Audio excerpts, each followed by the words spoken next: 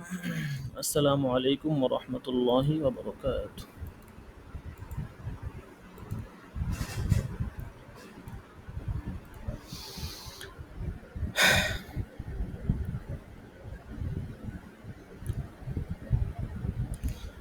জি, আশা করি সকলেই ভালো আছেন।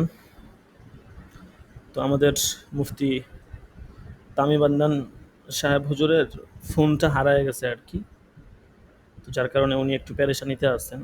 তো এই জন্য আর কি আজকের দরজটা কি উনি সরাসরি উপস্থিত হতে পারেননি।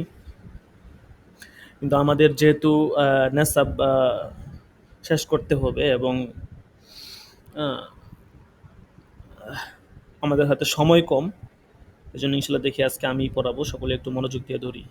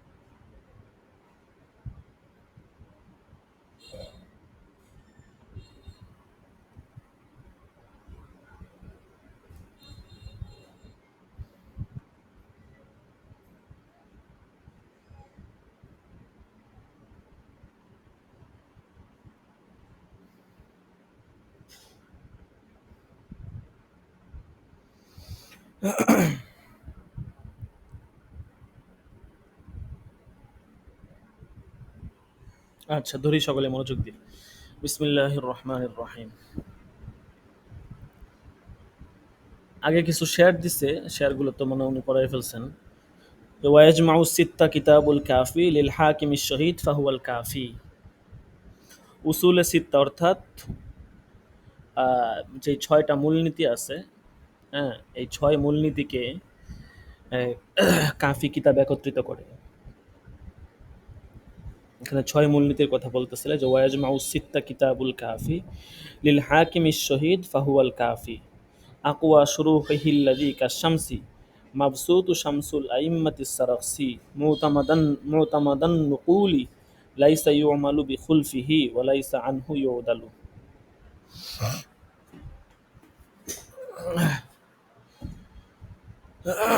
আচ্ছা দেখেন,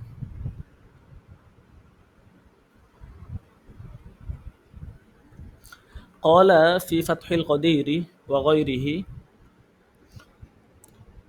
إن كتاب الكافي هو جمع كلام محمد في كتبه الستة। ফাতহুল কাদির ইত্যাদি কিতাবের মধ্যে আছে যে কিতাবুল কাফিতে ইমাম মুহাম্মদের ওই সমস্ত কথা একত্রিত করা হয়েছে যা উসুলে সিত্তাহ এর মধ্যে আছে, আল্লাতি হিয়া কুতুবি জহির রেওয়ায়া, যেগুলো তার জহির রেওয়ায়ার বর্ণনা সমূহ। ওয়াফি শরহিল আসবাহি লিল আল্লামা ইব্রাহিম আল বীরি ইয়ালাম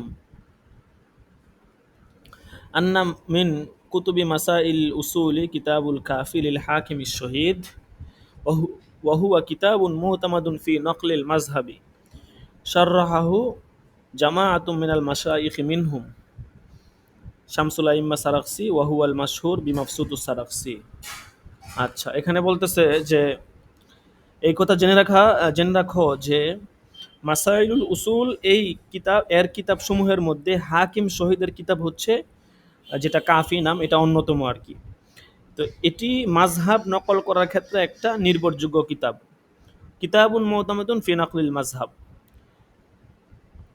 উলামায়ে কেরামের একটি জামাত এই কিতাবটির সরা অর্থাৎ ব্যাখ্যা গ্রন্থ রচনা করেছেন। শামসুল আইম্মা সারাখসি, হ্যাঁ, উনি এর মধ্যে অন্যতম। তার সরা গ্রন্থ হচ্ছে মাফসুত ও সারাখসি, যেটা কাফির উপর লেখা হয়েছে। কলা শায়েখ ইসমাইল নাবুলুসি কলা আল্লামা তুরতুসি মাফসুত সারাখসি লা ইউমালু বিমা ইউখালিফুহু ওয়ালা ইউরকানু ইল্লা ইলাইহি ওয়ালা ইউফতা ওয়ালা ইয়াউলু ইল্লা আলাইহি। শায়েখ ইসমাইল নাবুলুসি রহমতুল্লাহ আলাই বর্ণনা করেন, আল্লামা তার সুসি রহমতুল্লাহি আলাই, তার তুসি রহমতুল্লাহ আলাই বলেন যে আল্লামা সারাখসি রহমতুল্লাহ আলাইয়ের মাফসুদ কিতাবের বিপরীত যা আসে তাতে আমল করার প্রয়োজন নেই। মানে খুব কিতাবটা মজবুত গ্রহণযোগ্য সেটা বলতেছে আর কি, কেবল এদিকেই ধাবিত হয়ে এর উপর ফতোয়ার দেওয়ার উপর নির্ভরশীল হওয়া জরুরি। ওয়াজাকারত তামিমি ফি তাবকাতিহি আশআরান কাসীরাতান ফি মাদহিহি মান শাদাহু লিবাসিহিম। বলতেছে আল্লামা তাকিউদ্দিন ইবনে আব্দুল কাদের তামিমি উনি তবকাতু সিত্তা ফি তারাজিমিল হানাফিয়া নামক কিতাবে মাফসুদা সারাখসির প্রশংসায় অনেকগুলো কবিতা লিখেছেন। তন্মধ্যে নিম্নে দুইটা কবিতা এখানে দেওয়া হয়েছে। আলাইকা বিমাফসুতিস সারাখসি ইন্নাহু হুয়াল বাহরু ওয়াদ-দুররুল ফারিদু মাসাইলুহু ওয়ালা তা'তামিদু ইল্লা আলাইহি ফাইন্নাহু ইউজাবু বিইতাইর রাগাইবি সাইলুহু। আল্লামা সারাখসি রহমতুল্লাহ আলাইহির মাফসুদ কিতাবটি মজবুত করে ধারণ করো, কেননা এটি এক মহাসমুদ্র এবং এর মাসআলাসমূহ এক একটি দামি মুতি, এবং কেবল এর উপরই ভরসা করো। ইউজাবু বিইতাইর রাগাইবি সাইলুহু, কেননা এখানে এর প্রশ্নকারীকে উৎসাহ প্রদানের মাধ্যমে উত্তর প্রদান করা হয়, অর্থাৎ এর দ্বারা সকল উদ্দেশ্য কি হয়ে যায়, পূরণ হয়ে যায়। আচ্ছা, قال العلامة الشيخ هبة الله البعلي في شرحه على الأشباه المفسود للإمام الكبير محمد بن أبي سهيل السرخسي أحد الأئمة الفقيه الأصولي لازم شمس الأئمة عبد العزيز الحلواني وتخرج به حتى صار نظر أهل زمانه وأخذ بالتصنيف وأملى المبسوط نحو 15 مجلدا وهو في السجن بأوزجند বিকালিমাতি কানা ফিহা মিনান নাসিহিন তুফিয়া সানাতা আরবাউ ওয়া মিয়াতু ওয়া তিসঈন। আচ্ছা, এখানে বলতেছে যে সাবাবু তাসনিফিল মাফসুদ, মাফসুদ কিতাব আসলে কেন রচনা করা হয়েছে সেটার কথা বলতেছে যে আল্লামা শায়েখ মোহাম্মদ হিবাতুল্লাহ বালি আসবা কিতাবের সরার মধ্যে লেখেন যে মাফসুদ কিতাবটি শ্রেষ্ঠ ইমাম মুহাম্মদ ইবনে আহমদ ইবনে আবু সুহাইল সারাকসির লিখিত, যাকে বড় বড় উলামাদের মধ্যে গণ্য করা হয়। তিনি ইলমুল কালাম সম্পর্কে পারদর্শী ছিলেন এবং ইলমুল ফিকা এই এই শাস্ত্রে তিনি প্রশংসিত, এবং ইলমু উসুলুল ফিকার মধ্যে তিনি অনেক বড় মাপের আলেম ছিলেন। শামসুল আইম্মা হুলওয়াইর নিকট দীর্ঘ সময় তিনি অতিবাহিত করেন, তার থেকেই তিনি বিদ্যা অর্জন করে বড় আলেম হন। হ্যাঁ, ফলে তিনি সে সময় তর্ক ও গবেষণা বিদ্যায় সকলের ঊর্ধ্বে ছিলেন। সর ও নজরু আহলি জামানিহি আছে, কিতাব রচনা তখন থেকে শুরু করে দেন। মাফসুদ কিতাবটি বলতেছে প্রায় হচ্ছে নাহওয়া খমসাতা আশারু মুজাল্লাদান, মানে প্রায় 15 খন্ডে বাদাই ঘরা আর কি, অর্থাৎ অর্ধেক কিতাব আউ জাজানদের জেলখানায় রচনা করেন তিনি। তাকে সাধারণ একটি কথা বলার কারণে জেলে যেতে হয়, যা কারো কল্যাণের উদ্দেশ্যে বলেছিলেন। 490 হিজরিতে এই মহামনীষী পরপার যাত্রা করেন। আচ্ছা, তো এখানে মাফসুদ কিতাবের একটু কথা বললো আর কি।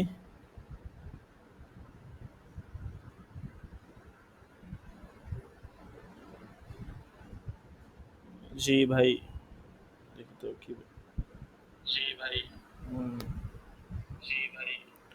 আচ্ছা, এই জন্য ভয়েস দিছিলাম, শুনতে পারে নাই তো। আজকে ক্লাস তো আগে আগে শেষ হয়ে যাবে, শুধু এক কিতাব হবে। সকলকে বলেন দ্রুত ক্লাসে চলে আসার জন্য। জি ভাই, ওই যে সাউন্ড মনে হয় কমানো ছিল। বলতেছিলাম যে রানিং ফোন, বুঝতে পারছেন, কোনো সমস্যা নাই, ঠিক আছে। আর 1 জিবি আর হচ্ছে 8 জিবি, আপনি ফেসবুক, হোয়াটসঅ্যাপ, তারপরে টেলিগ্রাম, বিটমেট, মানে এই অ্যাপসগুলো নামাইতে পারবেন। আর চাইলে মেমোরি ব্যবহার করলে আরও সব কিছু আপনি চালাইতে পারবেন অনায়াসে।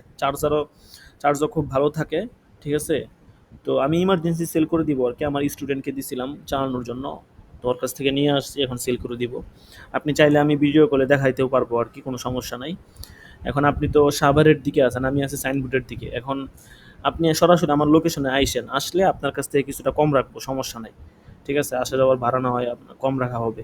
আমি আপনাকে একটা চার্জার এবং একটা হচ্ছে আপনার ওই চার্জারের কট আছে, এগুলোও দিয়ে দিব, ঠিক আছে।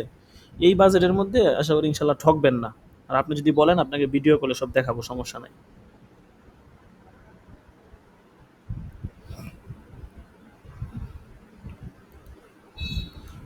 আচ্ছা, যেটা বলতেছিলাম, তো মাফসুদ কিতাব সম্পর্কে আর কি এখানে একটু প্রশংসাজনক কিছু বললো একজন ইমামের উদ্ধৃতিতে, এবং উনি কবে মারা গেছে সেটা বললো। তারপরে বলতেছে ওয়ালিল হানাফিয়াতি মাফসুতাতুন কাসীরা, হানাফি আইন শাস্ত্রে অনেক মাফসুদ রচনা করা হয়েছে। মিনহা লি আবি ইউসুফ ওয়ালি মুহাম্মদ ওয়া ইউসাম্মা মাফসুদ বিল আসল ওয়া মাফসুদুল জুরজানি ওয়াল খাওয়াহির জাদাহ ওয়ালি শামসুল আইম্মা আল হুলওয়ানি ওয়ালি আবিল ইউসুর আল বুজদাবি ওয়ালি আখিহি আল আল বাজদাবি ওয়ালি সৈয়দ নাসিরুদ্দিন আস সমরকন্দি ওয়ালি আবিল লাইস নসর ইবনে মুহাম্মদ ওয়া হাইসু উতলিকাল মাফসুদ ফাল মুরাদু বিহি মাফসুদুস সারখসি।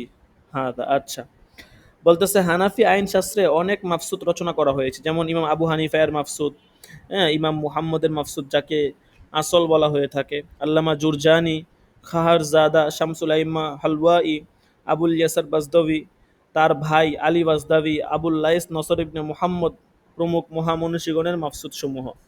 অনেকেই আর কি মাফসুদ নামে কিতাব রচনা করছেন। যেসব স্থানে কেবল মাফসুদ বলা হয়ে থাকে সেখানে আল্লামা সারাকসিয়ার মাফসুদ গ্রন্থটি উদ্দেশ্য হয়, যা কাফি গ্রন্থের সরাহ, বুঝতে পারছেন। আচ্ছা, বলছে ওয়াহুয়া শরহুল কাফি ওয়াল কাফি হাজা হুয়া কাফি লিহাকিম শহীদ আল আলিম আল কবির মুহাম্মদ ইবনে আহমদ ইবনে আবদুল্লাহ মুহাম্মদ ইবনে আহমদ ইবনে আবদুল্লাহ ওয়াল্লা কজা বুখারা সুম্মা ওয়াল্লাহু আল আমিরুল মজিদ সাহিবু খুরাসান উজারতিহি سمع الحديث من كثيرين وجمع كتب محمد بن الحسن في مختصره وهذا ذكره الذهبي واثنى عليه. قال الحاكم في تاريخ نيسابور ما رأيت في جملة من كتبت عنهم মিন আসহাবি আবি হানিফা।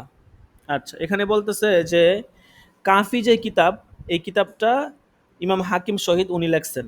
তো তিনি একজন বড় মানের আলেম ছিলেন, তার নাম মুহাম্মদ ইবনে আবদুল্লাহ। তাকে বুখারা শহরের বিচার বিভাগের দায়িত্ব দেওয়া হয়েছিল। পরে খুরাসানের আমির আব্দুল মাজিদ তাকে নিজ উজির অর্থাৎ মন্ত্রী নিযুক্ত করেছিলেন। তিনি অসংখ্য মুহাদ্দিস থেকে হাদিস শ্রবণ করেছেন। ইমাম মুহাম্মদ রহমতুল্লাহ আলাইহির কিতাব সমূহকে তার এই সংক্ষিপ্ত কাফির মধ্যে তিনি একত্রিত করেছেন, ওই কিতাবের মধ্যে একত্রিত করেছেন। আল্লামা জাহাবি রহমতুল্লাহ আলাই হাকিম শহীদ রহমতুল্লাহ আলাইহির জীবনী লিখে তার প্রশংসা করেছেন। হাকিম আবু আবদুল্লাহ সাহেবে মুস্তাদরেক, উনি এটার লেখক। উনি তারিখে নিশাপুরে লেখেন যে হানাফি মুহাদ্দিসগণ মানে যাদের নিকট আমি হাদিস পড়েছি তাদের মধ্যে হাকিম শহীদ এর চেয়ে অধিক হাফেজ হাদিস ও কাওয়ায়েদে হাদিস সম্পর্কে জ্ঞাত আমি অন্য কাউকে পাইনি। এই হাকিম শহীদ রহমতুল্লাহ আলাই উনি হচ্ছে আপনার মাফসুদ কিতাবটা লিখছেন, মানে উনার হচ্ছে এই কাফি কিতাবটা আর কি, ওটা লেখছেন। এবং এইটার আহ, এই কাফি কিতাবের সরা লেখছেন আল্লামা সারাকসি রহমতুল্লাহ আলাই।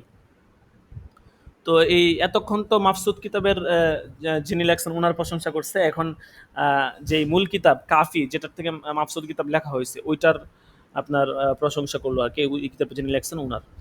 334 হিজরি সনে রবিউল আউয়াল আখির মাসে উনি শাহাদাত অবস্থায় ইন্তিকাল করেন।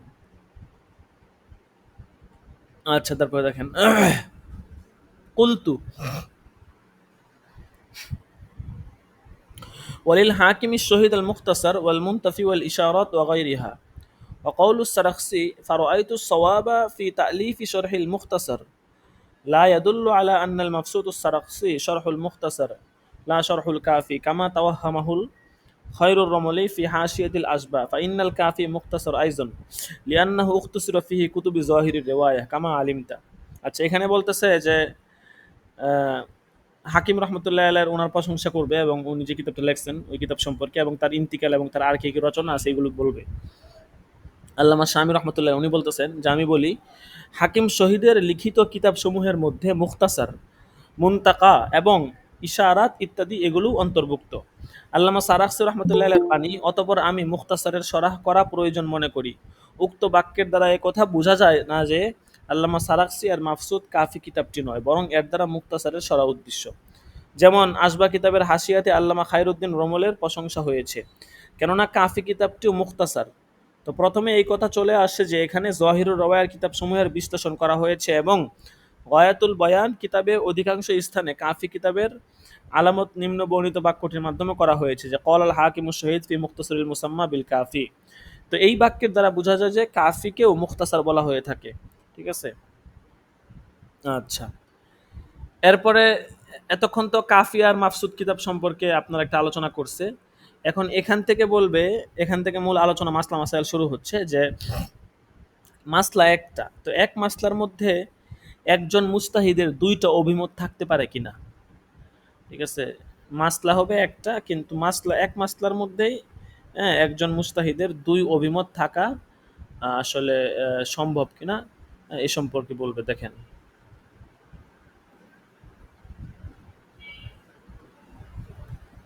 দেখেন আজকে শুধু সরহ উপদে দরস হবে।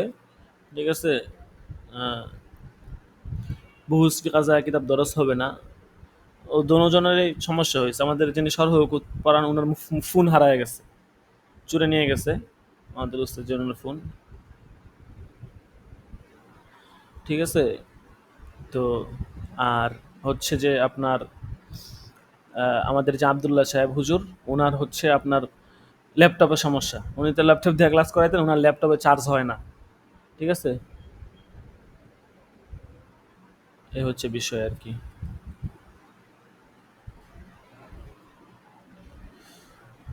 তারপর দেখেন ওয়ালাম বিআন্না আন আবি হানিফাতা জাআত রাওয়ায়াতুন গদাত মুনিফাতান اختار منها بعضها والباقي يختار منه سائر الرفاق فلم يكن لغيره جواب كما عليه أقسم الأصحاب.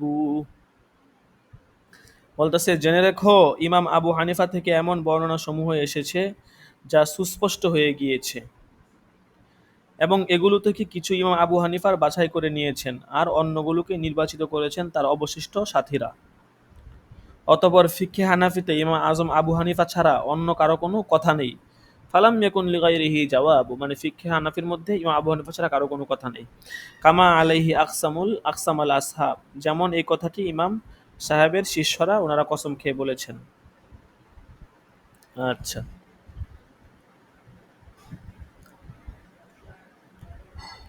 আর অল্প একটু দেখেন, ইখতিলাফের রাওয়ায়াত দুই প্রকারের আগ পর্যন্ত দেই। আল কৌলানে লিমুস্তাহিদ, মানে আল আমাল ইনদা তাআরুজিল আকওয়াল, মুস্তাহিদদের একাধিক বক্তব্য এবং তার উপর আমল এবং প্রাধান্য প্রদানের নীতিমালা। যখন একটা মাসআলার মধ্যে মুস্তাহিদের একাধিক বক্তব্য হয়, তখন আপনি কোন মাসআলার মধ্যে আমল করবেন, কোনটা আমলযোগ্য হবে, এই সম্পর্কে আলোচনা করবে। দেখেন,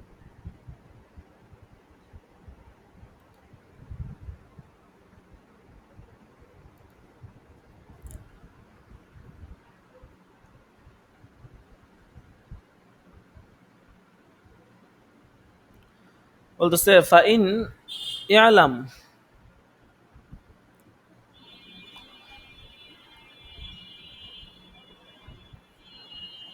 জেনে রাখো বিআন্নাল মানকুলা আন আম্মাতিল উলামাই ফি কুতুবিল উসুল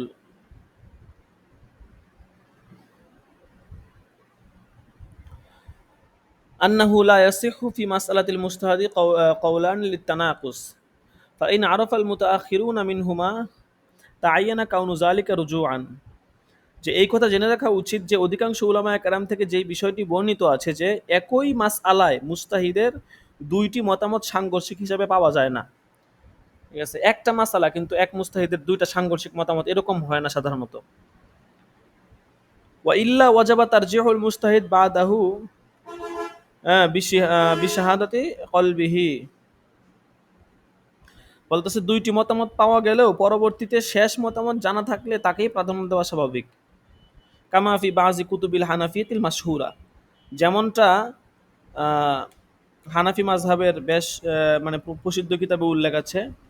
ঠিক আছে, যে ওয়াফি বাজিহা ইল্লাম ইয়ারিফ তারিখু ফাইন নাকালা আহাদুল কওলাইন আনহু মা ইয়াকউবিহি ফাহুয়া সহিহু ইনদাহু।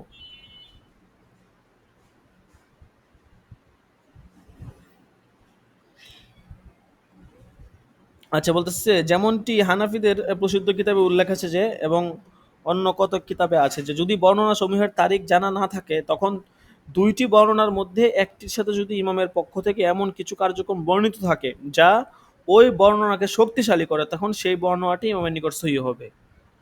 আচ্ছা, এখানে যে কথাটা বলছে সেটা আগে মুখে বোঝার চেষ্টা করেন।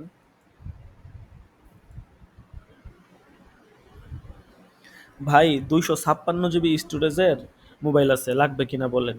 ঠিক আছে, এখন আপনার বাজেট বাড়াইলে আপনি এটা নিতে পারেন। 12 জিবি একটা আপনার রোম আর কি, আর স্টোরেজ হচ্ছে 256, 12 256। হ্যাঁ, Realme 7 5G নিবেন কিনা বললেন?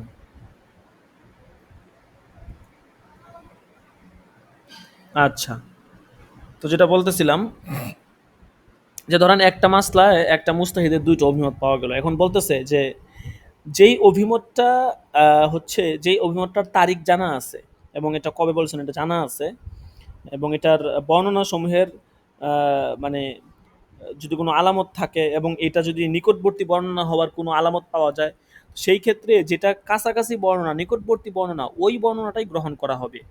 আর যেটা দূরবর্তী বর্ণনা বা যেটা সম্পর্কে অথবা একটা আপনার দলিল নেই, সেই বর্ণনাটা ধরা ধরা হবে না, এই কথাটাই বলছে আর কি।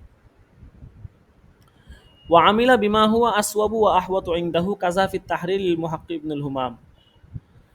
বলতেছে যে আহ, যদি কোনো সাধারণ ব্যক্তি হয় তখন নিজের চেয়ে জ্ঞানে এবং আইনশাস্ত্রে বিজ্ঞ ব্যক্তিকে অনুসরণ করবে। ঠিক আছে, এটা হচ্ছে নিয়ম। আর যদি মুবতালাফি মানে সমস্যায় জড়িত ব্যক্তি হয়, এলমে ফিকার শিক্ষার্থী হয়, তখন সে মুতাআখির উলামায়ে কেরাম অনুসরণ করবে আর ওই বর্ণনার উপর আমল করবে যা তার নিকট অধিক দুরুস্ত এবং অধিক শ্রেয়। তাহরির কিতাবে আল্লামা ইবনে হুমাম এর বক্তব্য এমনটাই পাওয়া যায়।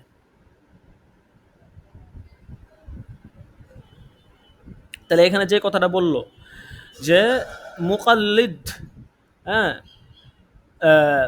উনি যদি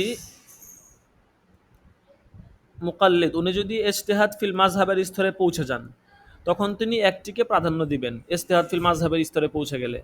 যেমন আমরা তো মুকাল্লিদ, আমরা যদি কেউ ইজতিহাদ ফিল মাযহাবের স্তরে চলে যাই, তাহলে আমরা যে কোনো একটা বিষয়কে প্রাধান্য দিব। কখন? যদি মুরাজ্জিহ মানে প্রাধান্য দানকারী কিছু থাকে। আর যদি না থাকে, তাহলে দিলের সাক্ষীর ভিত্তিতে যে কোনো একটি বর্ণনার উপর আমল করবে। আর যদি সাধারণ ব্যক্তি হয়, মুকাল্লিদ না হয়, সেই ক্ষেত্রে নিজের জ্ঞান এবং আপনার যে বলছে ওয়াইন কানা আমিয়ান ইত্তাবা ফাতওয়াল মুফতি ফিহি আত্তা আল আলাম, তাহলে বড় জ্ঞানী মুফতির অনুসরণ করবে। ওয়াইন কানা মুতাফাক্কিহান, আর যদি আপনার মুফতালাফি আর কি সমস্যা জড়িত ব্যক্তি হয়, হ্যাঁ, তাহলে সেই ক্ষেত্রে যদি সে এলমে ফিকার শিক্ষার্থী হয়, তখন সে মুতাআখির উলামায়ে কেরামে অনুসরণ করবে। এটাই তার জন্য অধিক দুরুস্ত এবং শুদ্ধ হবে। এটা হচ্ছে আল্লামা ইবনে হুমাম রহমতুল্লাহ আলাই বলেছেন।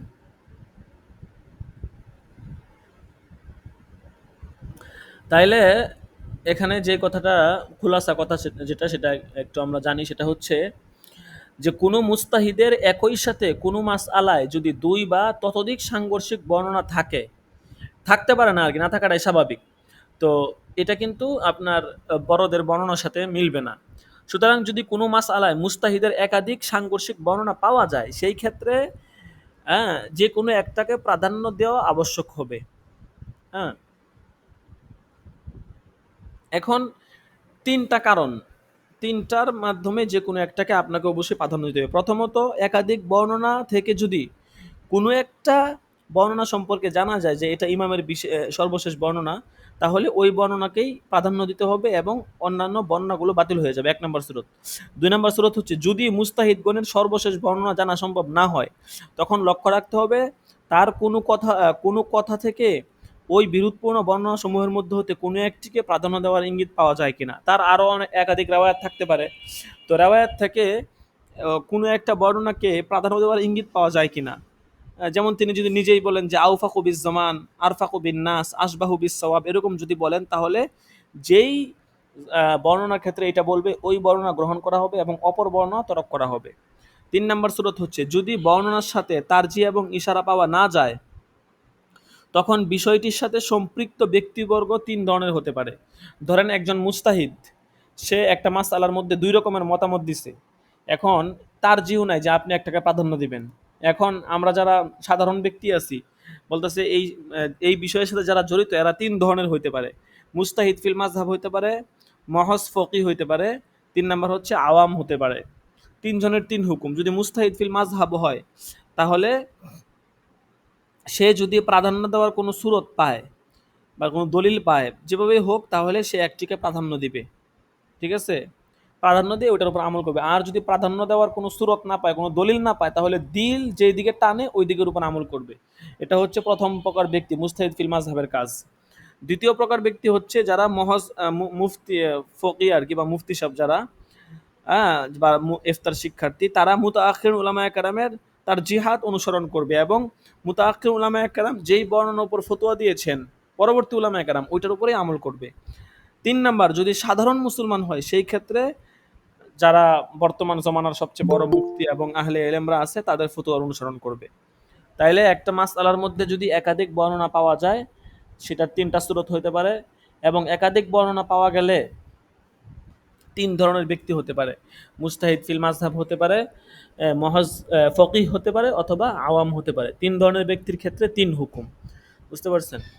তো এইটাই আমরা মাথায় রাখবো। ঠিক আছে? এরপরে সামনে ইখতিলাফুল কওলি ওয়ার রিওয়ায়াত। রিওয়ায়াত এবং কওলের ইখতিলাফ সম্পর্কে আলোচনা আসবে।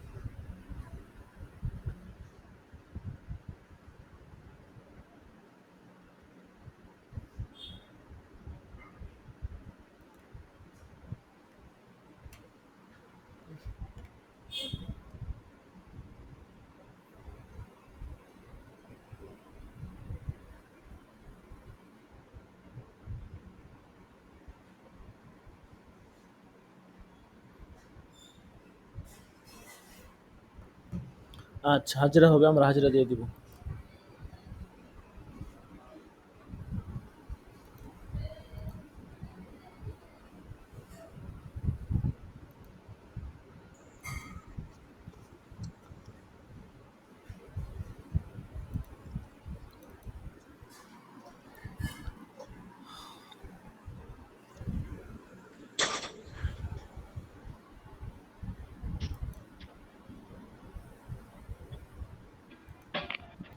আবু নাইম,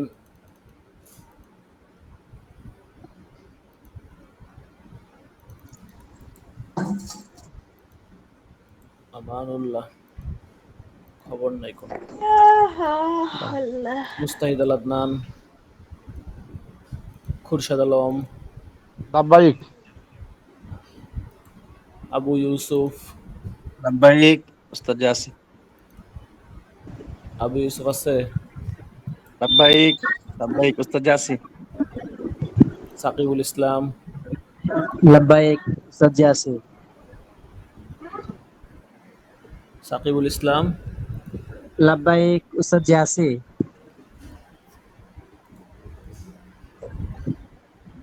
শোনা যাচ্ছে না আমার এখানে, মাইক্রোফোনের সমস্যা হলো। তারপরে হচ্ছে শাহাদাত হুসাইন আছে 17 নাম্বার দাখেলা, মাহাদি হাসান 18, লাব্বাইক উস্তাদ জি লাব্বাইক মাহাদি হাসান, লাব্বাইক উস্তাদ জি লাব্বাইক আচ্ছা ঠিক আছে। তারপরে রাফিউল ইসলাম আছে, রাফিউল ইসলাম 20 নাম্বার দাখেলা নাই। 21 নাম্বার আছে আব্দুর রহমান সিরাজি, 21 নাম্বার নাই। তারপর 22 নাম্বার আছে আলী হুসাইন, আলী হুসাইন আছে নাই। এরশাদুল্লাহ আছে নাই।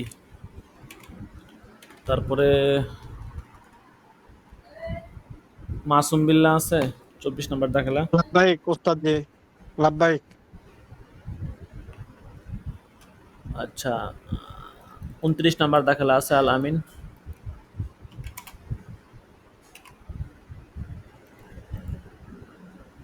নাই। তুফাইল আহমদ আছে, তুফাইল আহমদ, উস্তাদ জি তুফাইল আহমদ নাই। আল আমিন খয়রি আছে 35 নাম্বার, ইউসুফ মাহমুদ 36, লাব্বাইক মনিরুল ইসলাম আছে 39 নাম্বার দাখেলা, 40 নাম্বার হজরত আলী, লাব্বাইক উস্তাদ জি আচ্ছা মনিরুল ইসলাম নাই।